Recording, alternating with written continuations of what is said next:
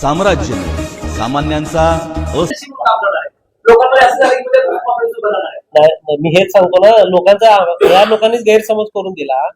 पण उद्या हे बघा, ह्या विकसित अजून थोडे 1 महिना 2 महिने जाईल, पण त्या ठिकाणी हे विकसित व्हायला पाहिजे का नको? तुम्ही आता एक पत्रकार म्हणून मी सांगतो, आज तुम्ही सिनियर आहेत सगळेजण, तुम्ही मला सांगा शहरातले जमिनी विकसित व्हायला पाहिजे का नाही महानगरपालिकेत? म्हणून मला विनंती आहे की तुम्ही देखील एखादं हे करत असताना त्यात काय तथ्य आहे ते बघून सोलापूरकरांसमोर मांडवा असं मला इच्छा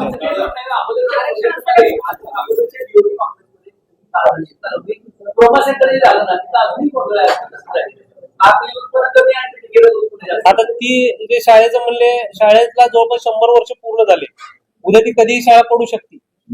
मग आम्ही आता म्हणलं नाही त्यात रिझर्वेशनचे आम्ही सुचवलं, त्याच्यावर रिझर्वेशन असेल तर ठीक आहे, दुसरे घेतील ना. पण हिथं काय केले माहितीये का, मुद्दामून स्टंटबाजी करायच्या दृष्टीनातून नाही जागा द्यायला लागले, विकायला लागले. ह्यातली महानगरपालिकेची कुठलीही जागा विकणार नाही आपण, उलट महानगरपालिकेची मालकी अबाधित ठेवणार आहे.